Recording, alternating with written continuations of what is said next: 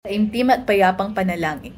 Ganyan ang naganap sa katatapos na prayer march and holy mass against corruption noong ika-7 ng Oktubre. Nagsimula sa Baguio Convention Center, dumaan ng Harrison Road, hanggang sa natapos ito sa Baguio Cathedral para sa holy mass. Dinaluhan ito ng mga iba't ibang sektor ng Diocese of Baguio katulad ng mga simbahan, mga estudyante ng Catholic schools at ang mga mananampalataya ng Baguio City.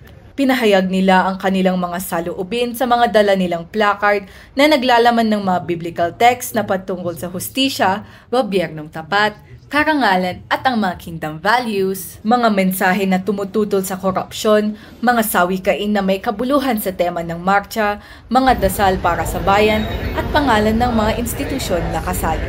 Nakilahok ang Vicariate of St. Vincent Ferrer, Our Lady of Lourdes Parish, Immaculate Conception Parish, Vicariate of San Jose the Husband of Mary, Vicariate of Our Lady of Atonement, St. Louis University, at marami pang iba. Humigit kumulang 15,000 ang mga estudyante na galing sa SLU ang sumama sa rally. Kapansin-pansin ang dami ng mga Louisianong nakilahok sa layunin ng pagmamarcha. Narito ang pahayag ni Angela, isang Louisiano. As a student po, I feel na parang maganda na nag-create sila ng ganitong march kasi lalo na ngayon na parang talamak yung corruption and yung issues.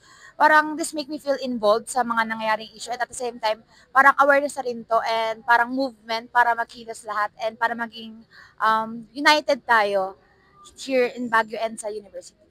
Sana hindi matapos dito lang yung pagiging involved natin sa mga ganitong issue. Sana ito yung maging start natin para mag-speak up pa at para sana hindi matapos yung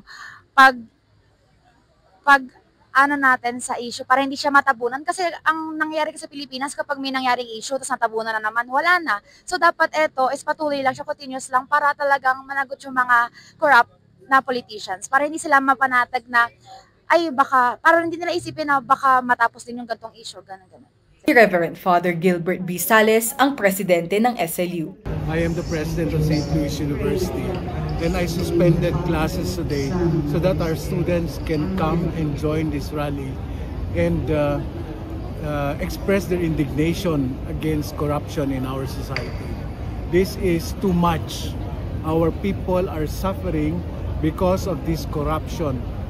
People, farmers, fishermen, all these destitute people are suffering because of this greed of some of our politicians and contractors and also our people who are supposed to be the ones who are really guarding our resources as a country. Iginiit ni Baguio Bishop Rafael T. Cruz sa kanyang homily na ang prayer march mula Baguio Convention hanggang Cathedral ay para sa mga biktima ng korupsyong karaniwang nangyayari sa bansa at para managot at magsisi ang mga nasa likod ng korupsyon.